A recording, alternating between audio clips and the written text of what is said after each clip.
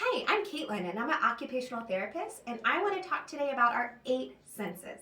Now you might be scratching your head and saying, wait, I thought there were just 5 senses. What we see, what we hear, what we feel, what we taste, and what we smell. But there's actually 3 more senses too.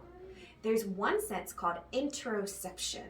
So that is our sense of what's going on inside our bodies. When we feel hungry, that's our interoception sense telling us, hey, you need to go eat something, or thirsty, or even when we need to use the bathroom. All of that information gets communicated with our brain so that we can act on it. Another sense is our vestibular sense.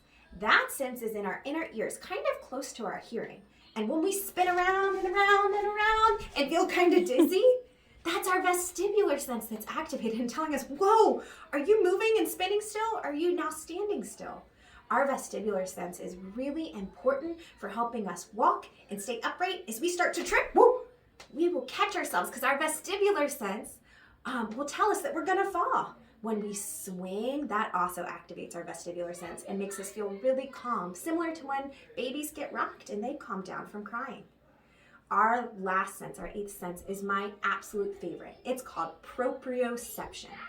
I like to show this sense by saying, put your hands in the air and wave them around like you just don't care. Guess what? You didn't have to see your hands to know that they're in the air. You knew they were there because your muscles and joints and ligaments are all telling your brain, your hands are up there. And when we do activities that provide us a lot of movement input, like shaking hard or stomping our feet or jumping up and down, that provides us with a lot of proprioceptive input. Proprioceptive input is really calming to our bodies, both for kids and adults. We might find that when we're stressed or having those jittery feelings, that we can go for a walk to feel better or even go for a run. We might want to eat a crunchy snack. We get a lot of proprioception from our jaw by crunching or chewing on things. We might just want a really big squeeze. Deep pressure, big hugs is another way that we get some really calming proprioceptive input.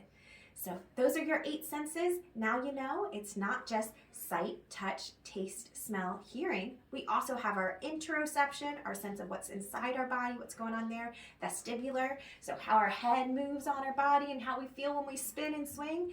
And proprioception, or our awareness of where our body is in space.